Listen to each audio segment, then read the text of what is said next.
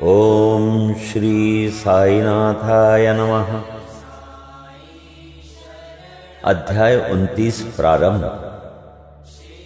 साईं बाबा की अनुमति और आशीर्वाद लेकर अब हम अध्याय 29 का श्रवण करेंगे। श्री गणेशाय नमः। श्री सरस्वत्यै नमः। श्री गुरुभ्यो नमः। श्री कुलदेवताय नमः। श्री सीतारामचंद्राभ्यां नमः।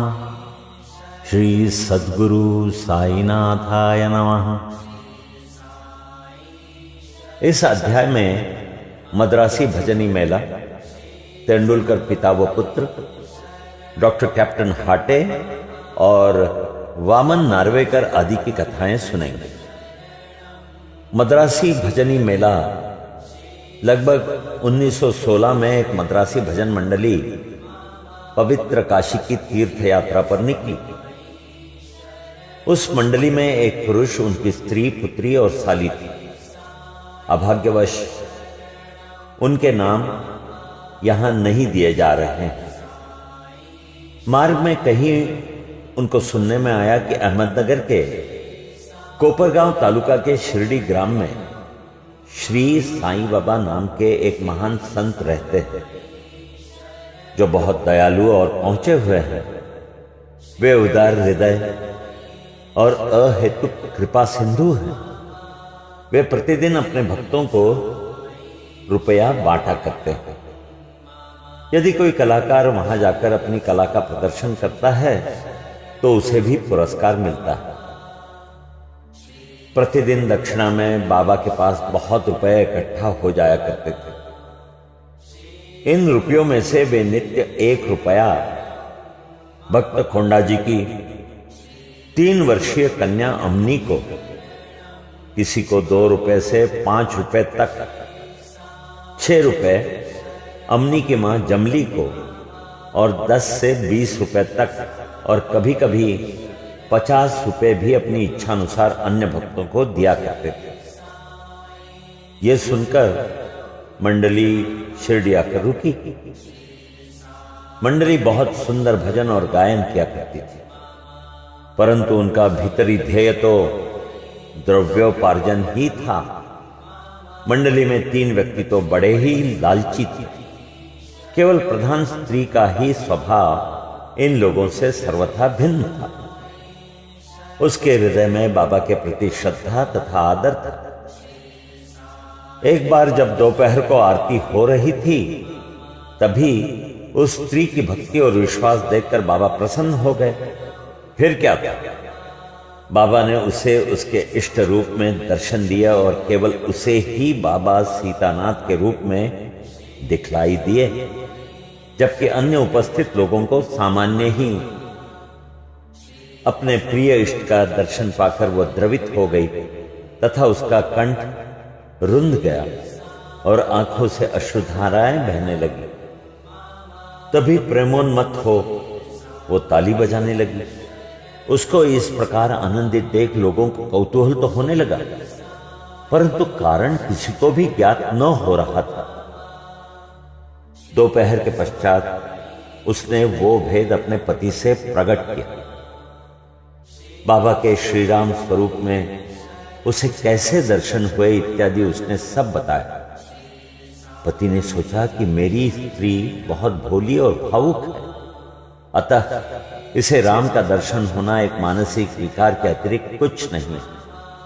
उसने ऐसा कहकर उसकी उपेक्षा कर दी कि कहीं यह भी संभव हो सकता है कि केवल तुम्हें ही बाबा राम के रूप में दिखे और अन्य लोगों को सदैव की भांति ही।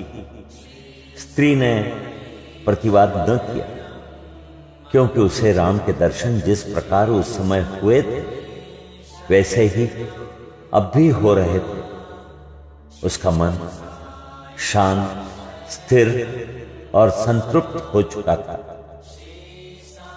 अब सुनिए आश्चर्यजनक दर्शन के बारे में। इस प्रकार दिन बीतते गए। एक दिन रात्रि में उसके पति को एक विचित्र स्वप्न आया। उसने देखा कि एक बड़े शहर में पुलिस ने गिरफ्तार कर रस्सी से बांधकर उसे कारावास में डाल दिया। तत्पश्चात ही उसने देखा कि बाबा शांत मुद्रा में शिकंजों के बाहर उसके समीप खड़े हैं। उन्हें अपने समीप खड़े देखकर वो गिड़गिड़ा कर कहने लगा, आपकी कीर्ति सुनकर ही मैं आपके श्री चरणों में आया, फिर आपके निकट होते हुए भी मेरे ऊपर ये विपदा क्यों आई? तब वे बोले, तुम्हें अपने बुरे कर्मों का फल अवश्य भुगतना चाहिए। वो पुनः बोला कि इस जीवन में मुझे अपने ऐसे कर्म की स्मृति नहीं जिसके कारण मुझे यह दुर्दिन देखने को मिला।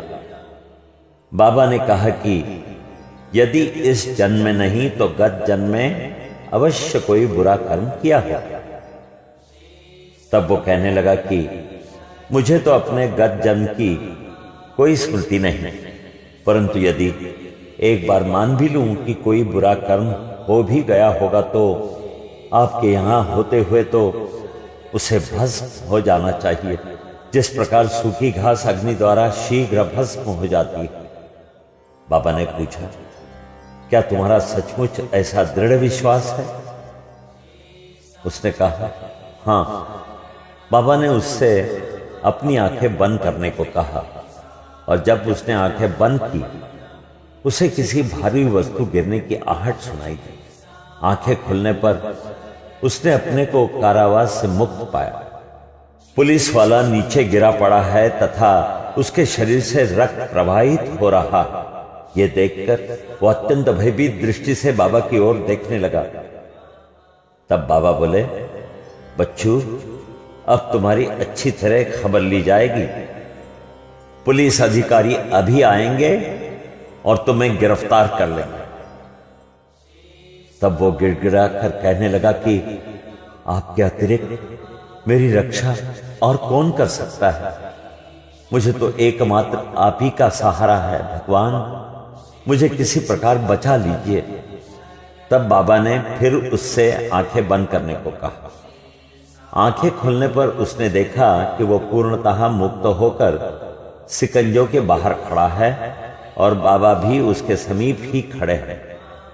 तब वो बाबा के श्री चरणों में गिर पड़ा। बाबा ने पूछा कि मुझे बताओ तो तुम्हारे इस नमस्कार और पिछले नमस्कारों में किसी प्रकार की भिन्नता है या नहीं? इसका उत्तर अच्छी तरह सोच कर। वो बोला कि आकाश और पाताल में जो अंतर है वही अंतर मेरे पहले और इस नमस्कार में है। मेरे पूर्व नमस्कार तो केवल धन प्राप्ति के आशा से ही थे, परंतु ये नमस्कार मैंने आपको ईश्वर जानकर ही किया है। पहले मेरी धारणा ऐसी थी कि यवन होने के नाते आप हिंदुओं का धर्म भ्रष्ट कर रहे हैं। बाबा ने पूछा कि क्या तुम्हारा यवन पीरों में विश्वास नहीं? प्रत्युत्तर में उसने कहा, जी नहीं। तब वे फिर पूछने लगे कि क्या तुम्हारे घर में एक पंजा नहीं? क्या तुम ताबूत की पूजा नहीं करते?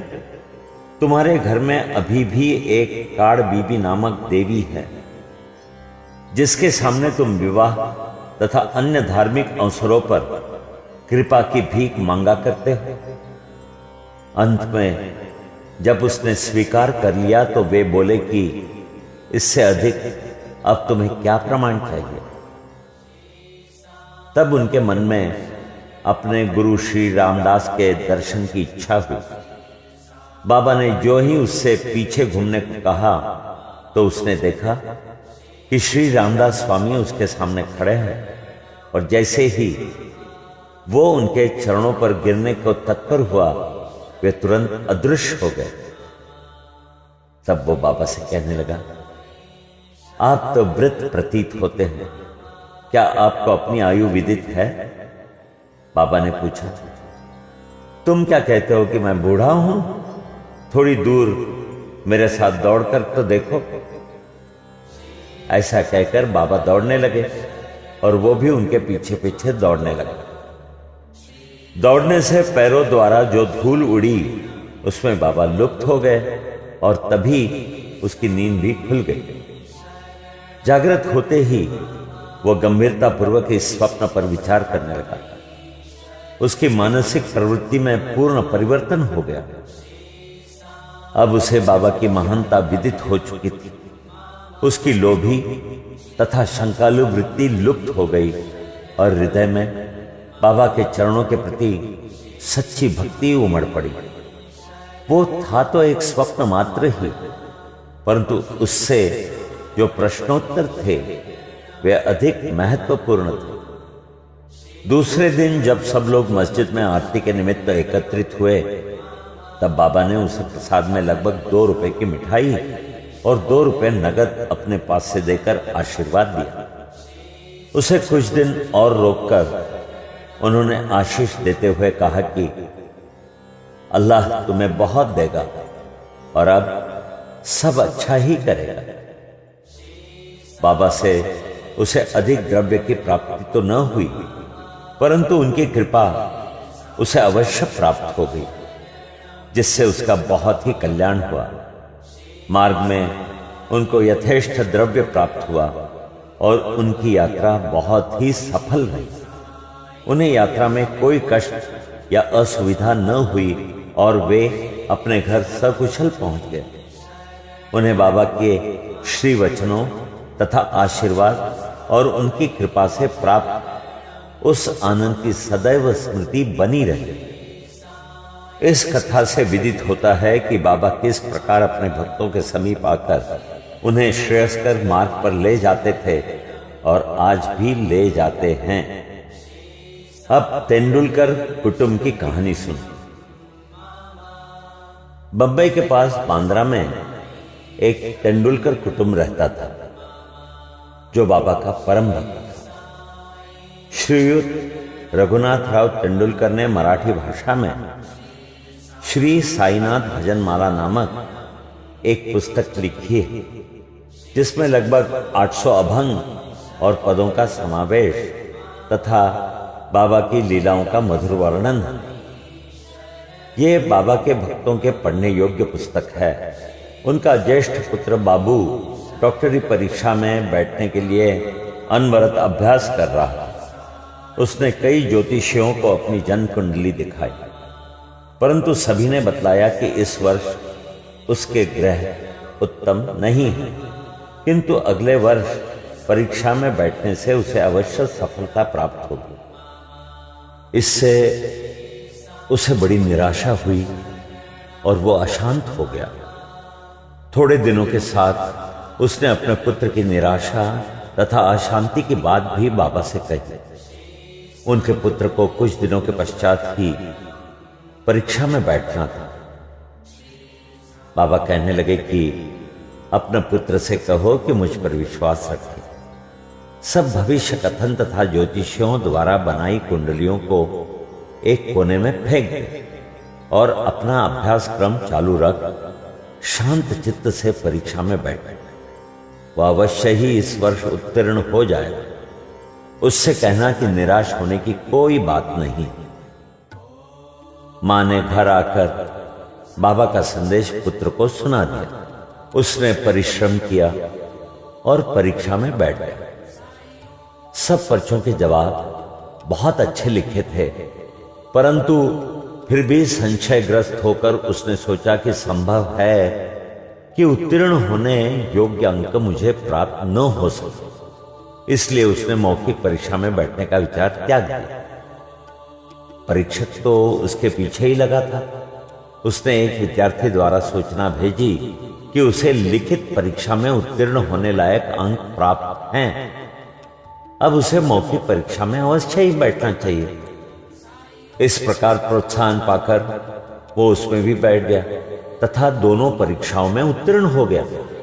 उस वर्ष की ग्रह दशा विपरीत होते हुए भी बाबा की कृपा से उसने सफलता पाई।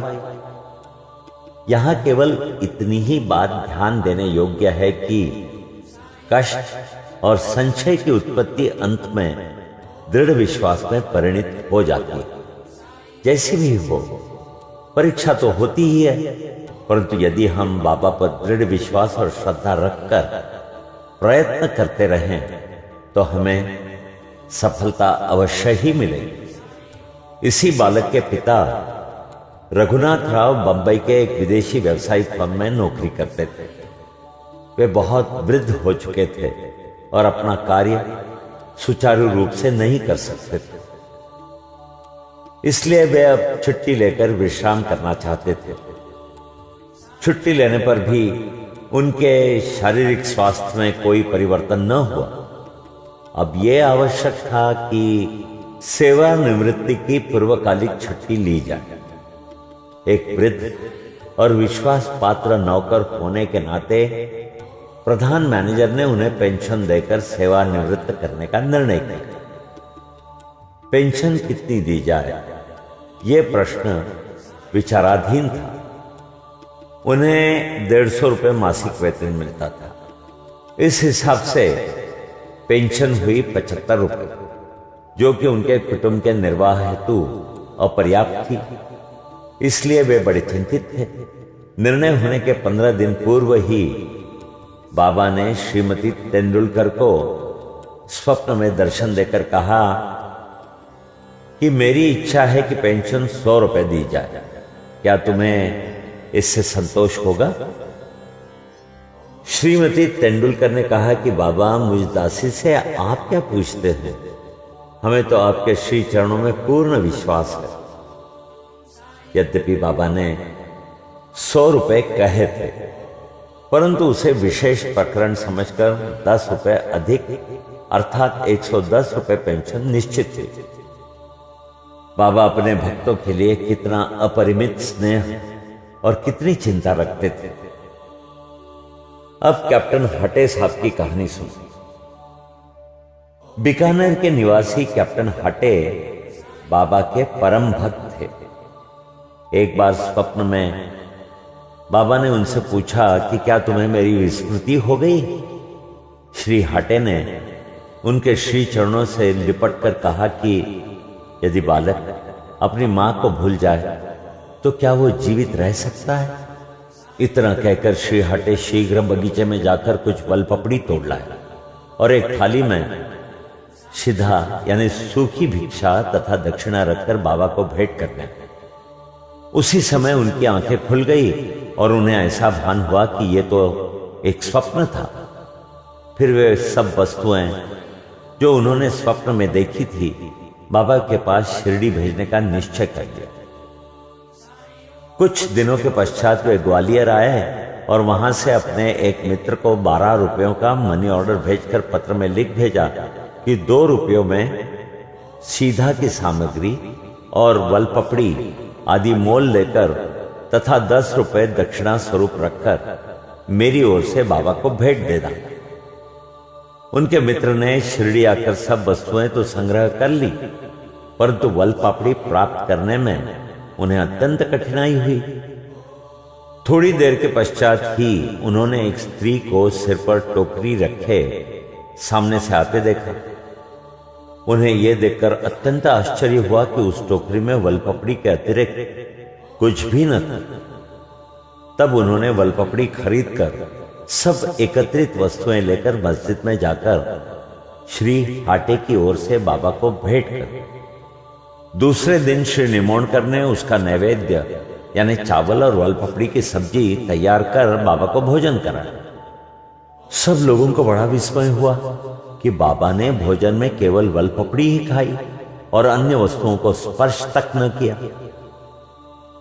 उनके मित्र द्वारा जब इस समाचार का पता कैप्टन हाटे को चला तो वे गदगद हो उठे और उनके हर्ष का पारावार न रहा। पवित्र रुपया। एक अन्य अवसर पर कैप्टन हाटे ने विचार किया कि बाबा के पवित्र कर कमलों द्वारा स्पर्शित 1 रुपया लाकर अपने घर में अवश्य ही रखना चाहिए। अचानक ही उनकी भेंट अपने एक मित्र से हो गई जो शिरडी जा रहे थे। उनके हाथ ही श्री हटे ने 1 रुपया भेज दिया। शिरडी पहुंचने पर बाबा को यथायोग्य प्रणाम करने के पश्चात उसने दक्षिणा भेंट दी, जिसे उन्होंने तुरंत ही अपने जेब में रख लिया। तत्पश्चात उसने कैप्टन हाटे का रुपया भी अर्पण किया, जिसे वे हाथ में लेकर गौर से निहारने लगे। उन्होंने उसका अंकित चित्र ऊपर की ओर कर अंगूठे पर रख खनखनाया और अपने हाथ में लेकर देखने लगे। फिर वे उनके मित्र से कहने लगे कि ऊदी सहित ये रुपया अपने मित्र को लौटा दे। मुझे उनसे कुछ नहीं चाहिए। उनसे कहना कि वे आनंद पूर्वक रहे। मित्र ने ग्वालियर आकर वो रुपया हाटे को देकर वहां जो कुछ हुआ था वो सब उन्हें सुनाया, जिसे सुनकर उन्हें बड़ी प्रसन्नता हुई और उन्होंने अनुभव किया कि बाबा सदैव उत्तम विचारों को प्रोत्साहित करते हैं। उनकी मनोकामना बाबा ने पूर्ण कर दी। अब ये आखिरी कहानी सुनो, श्री वामन नार्वेकर। श्रोतागण अब एक भिन्न कथा श्रवण करें। एक महाशय जिनका नाम वामन नार्वेकर था, उनकी साई चरणों में प्रगाढ़ प्रीति थी। एक बार वे एक ऐसी मुद्रा लाए जिसके एक ओर राम, लक्ष्मण और सीता तथा दूसरी ओर करबद्ध मुद्रा में मारुति का चित्र अंकित था। उन्होंने ये मुद्रा बाबा को इस अभिप्राय से भेंट की कि वे इसे अपने करस्पर्श से पवित्र कर ऊदी सहित लौटा दें, परंतु उन्होंने उसे तुरंत अपनी जेब में रख लिया। श्यामा ने वामनराव की इच्छा बताकर उनसे मुद्रा वापस करने का अनुरोध किया। तब वे वामनराव के सामने ही कहने लगे कि ये भला उनको क्यों लौटाई जाए, इसे तो हमें अपने पास ही रखना चाहिए। यदि वे इसके बदले में 25 रुपया देना स्वीकार करें तो मैं इसे लौटा दूंगा। वो मुद्रा वापस पाने के हेतु श्री वामन राव ने 25 रुपया एकत्रित कर उन्हें भेंट किए। तब बाबा कहने लगे कि इस मुद्रा का मूल्य तो 25 रुपयों से कहीं अधिक है। श्यामा, तुम इसे अपने भंडार में जमा करके अपने देवालय में प्रतिष्ठित कर इसका नित्य पूजन करो। किसी का साहस न था कि वे ये पूछ ले कि उन्होंने ऐसी नीति क्यों अपनाई। ये तो केवल बाबा ही जाने कि किसके लिए कब और क्या उपयुक्त है। यहां हमारा 29वां अध्याय समाप्त होता है। श्री सद्गुरु साईनाथार्पणमस्तु। शुभम भवतु।